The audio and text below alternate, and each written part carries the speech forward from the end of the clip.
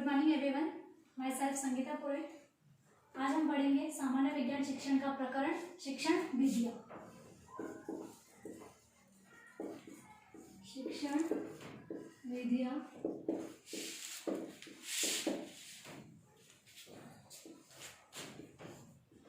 सबसे पहले विधि को समझने से पहले शिक्षण को समझना अत्यंत आवश्यक है। शिक्षण क्या है? शिक्षण एक वह कला है जिसके माध्यम से शिक्षक अपने शिक्षार्थी को ज्ञान रूपी पथ पर अग्रसर करता है, वह शिक्षण है। अब शिक्षण को समझने के पश्चात हमें विधियों को समझना पड़ेगा। विधियां क्या है? सामान्य रूप से विधि दो प्रकार की होती है, एक तो होती है विधि और दूसरी होती है प्रविधि। एक होती है विधि और दूसरी प्रविधि। तो सबसे पहले प्रविधि को समझने से पहले हम समझेंगे विधि को कि विधि है क्या। तो शिक्षण को पूर्ण कराना विधि है, लेकिन जिसकी सहायता से पूर्ण कराया जा रहा है वह है प्रविधि। एज अ एग्जाम्पल कि खाने को टेस्टी बनाने के लिए हम सामान्य मसालों का उपयोग करते हैं, वह विधि है, लेकिन उस खाने को ज्यादा टेस्टी बनाने के लिए उसमें गरम मसाला ऐड करना प्रविधि है। That is clear, Vidhi and प्रविधि। अब विधि और प्रविधि को समझने के पश्चात हम समझेंगे कि शिक्षण विधियों को कितने भागों में बांटा गया है। तो सामान्य रूप से शिक्षण विधियां तीन भागों में बांटी गई है। फर्स्ट, शिक्षक केंद्रित। शिक्षक केंद्रित। सेकेंड, विद्यार्थी केंद्रित।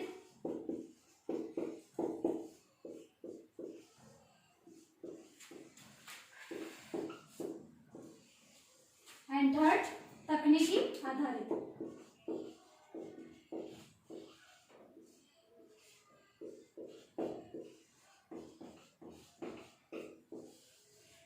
अब ये तो हमने जान लिया कि शिक्षण विद्या तीन प्रकार की है।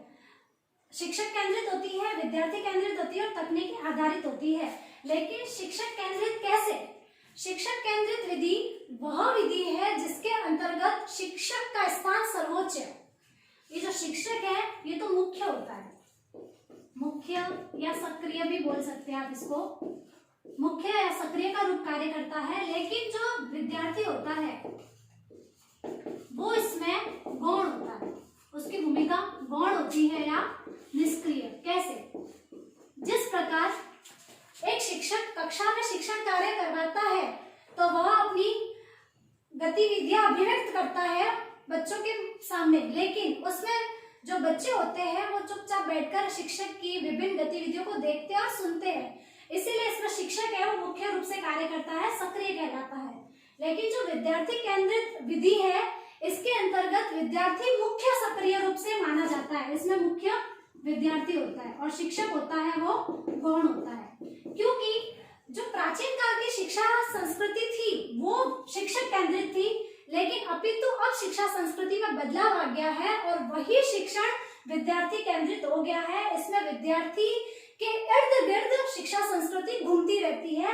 शिक्षक होता है और पूरी शिक्षण विधि बच्चों के अकॉर्डिंग ही पढ़ाता है कि बच्चा किस रूप में पढ़ेगा, उसको क्या पसंद है क्या नहीं पसंद और वो किस लेवल तक उसको लेकर जाना है, वह है विद्यार्थी केंद्रित। और तीसरी है तकनीकी आधारित, जो होती है कंप्यूटर आधारित या इसे अनुदेशन भी कह सकते हैं, जिसके अंतर्गत आज फिलहाल में जो हाल ही में जो क्लासें चलाई जा रही है ऑनलाइन यूट्यूब आदि के द्वारा वो सारी है तकनीकी आधारित, जिसमें तकनीकी पढ़ाती रहती है टेक्नोलॉजी और बच्चा है वो अपने ज्ञान का अर्जन करता रहता है।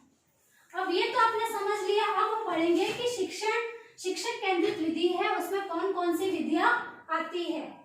तो जो शिक्षक केंद्रित विधि है इसमें फर्स्ट आती है व्याख्यान विधि। व्याख्यान विधि। सेकंड आती है व्याख्या। थर्ड आती है वर्णन विधि। फोर्थ आती है प्रश्नोत्तर प्रविधि। एंड फिफ्थ प्रदर्शन प्रदर्शन विधि। ये तो आपने जान लिया कि शिक्षक केंद्रित विधियों में कौन कौन सी विधियां होती है। व्याख्यान विधि, व्याख्या विधि, वर्णन विधि, प्रश्नोत्तर प्रविधि और प्रदर्शन विधि।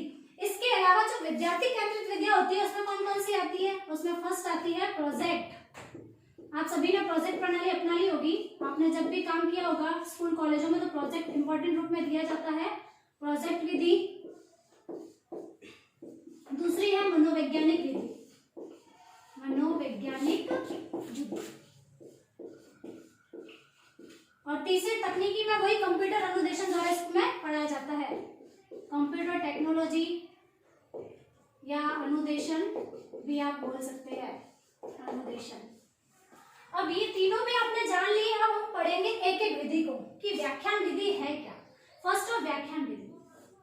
व्याख्यान विधि वह विधि है जिसके अंतर्गत एक शिक्षक सक्रिय रूप से अपने ज्ञान का जो भी अर्जन होता है बालकों तक पहुंचाता है और बालक उसको ध्यानपूर्वक सुनते रहते हैं।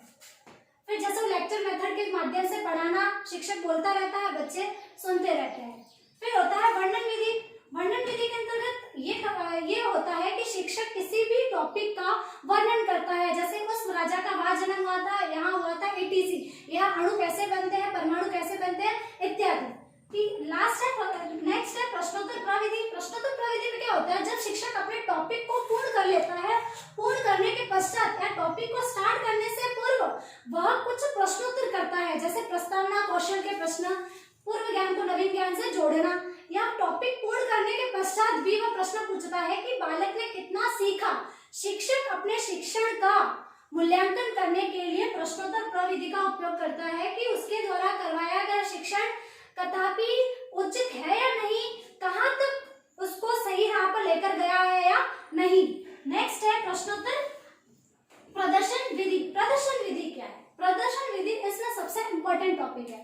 प्रदर्शन विधि को प्राकृतिक विधि भी कहा जाता है क्योंकि इसमें किसी भी टॉपिक को समझाने के लिए किसी मॉडल को बालकों के समक्ष लाया जाता है तथा प्रस्तुत किया जाता है। उस मॉडल को दिखाने के बाद बालक उस मॉडल से सीखते हैं।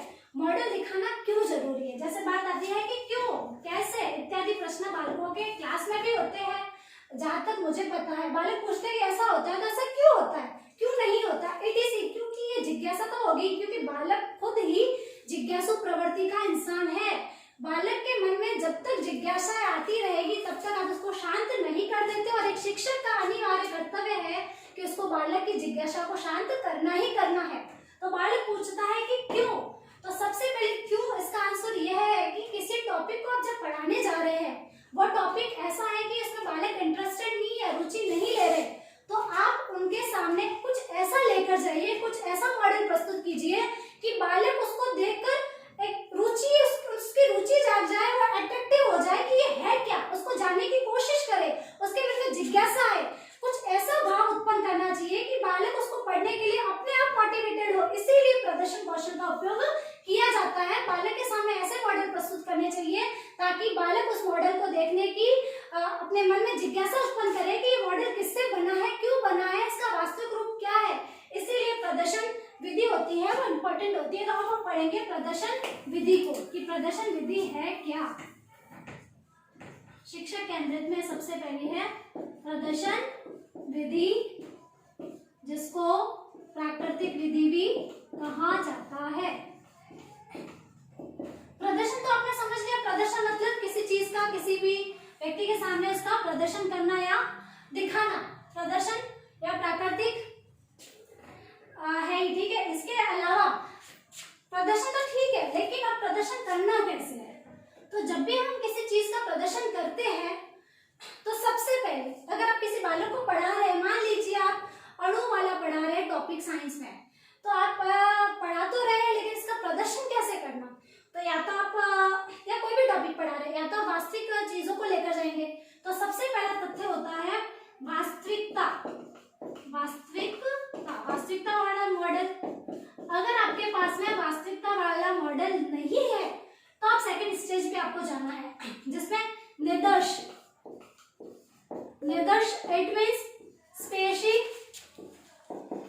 स्पेशली ये मॉडल होते हैं, निदर्श ये मॉडल होते हैं जिसके अंतर्गत किसी चीज का, वास्तविक चीज का उसको मरा हुआ रूप देकर प्रदर्शित किया जाता है। जैसे आपने अपनी अपनी साइंस लैब में देखा होगा, एक कांच वाली परख नली होती है, कांच वाली शीशी होती है जिसके अंतर्गत मरे हुए मेंढक को रखा जाता है, छिपकली को रखा जाता है, वो होता है निदर्श। अगर आप वास्तविक मॉडल उनके बच्चों के सामने नहीं ला सकते, कोई चिंता नहीं है। इसके बाद हम सेकंड लेंगे निदर्श, वो भी अगर नहीं है तो आपको लेना है क्रियात्मक मॉडल जिससे क्रिया हो सके। अगर वो भी नहीं है तो एंड में आपको लेना है चार्ट अथवा मॉडल। अगर चार्ट अथवा मॉडल भी आप बच्चों के सामने प्रेजेंट नहीं कर सकते तो सबसे लास्ट में आप श्यामपट्ट पर चौक या मार्कर की सहायता से आरेख रेखा बनाकर उस चीज का आपको मॉडल प्रस्तुत करना है। ये हो गया प्रदर्शन विधि। अब ये है कि प्रदर्शन विधि तो पढ़ ली, अब प्रदर्शन विधि के लाभ क्या है कि प्रदर्शन विधि करने से क्या लाभ होगा। तो फर्स्ट ऑफ इसका ये लाभ है कि प्रदर्शन विधि से अगर आप किसी बालक को कोई टॉपिक पढ़ा रहे हो तो बालक उसमें अपने मस्तिष्क को सचेत रखेगा, सक्रियता से आपकी ओर उसका ध्यान आएगा और उस मॉडल को अच्छे से देखेगा। इससे बालक में रुचि उत्पन्न होगी किसी भी टॉपिक को जानने की और उसको अपनी जिज्ञासा से उस टॉपिक को जानने की कोशिश करेगा और अपने जानने की प्रवृत्ति में वह सक्रिय रहेगा तथा सफल रहेगा। इसके बाद में दूसरा लाभ यह है कि बालक इसमें अत्यंत सतर्क हो जाता है तथा भावों को पहचानने की कोशिश करता है। अब ठीक है, लाभ भी हो गया। अब सावधानियां क्या क्या रखनी है। प्रदर्शन तो ठीक है, आप मॉडल तो ला लोगे बालकों के सामने, लेकिन सावधानियां क्या क्या रखनी है। तो सबसे इम्पोर्टेंट चीज कि जब आप मॉडल बच्चों के सामने प्रस्तुत कर रहे हो तो इतना बड़ा मॉडल भी प्रस्तुत नहीं करना है कि बालक उस मॉडल को ही देखते रह जाए और आपकी जो शिक्षण विधि है, आपका जो शिक्षण मेथड है वो कमजोर हो जाए। तो आपको मॉडल उसी के अनुरूप लेकर जाना है जो बालकों के लिए उचित है, ताकि मॉडल ज्यादा बड़ा भी ना हो ना छोटा हो। मॉडल इतना क्लियर होना चाहिए, प्रदर्शन किसी चीज का इतना क्लियर होना चाहिए कि बालकों को आसानी से समझ में आ सके। और प्रदर्शन होता है बालकों की रुचि के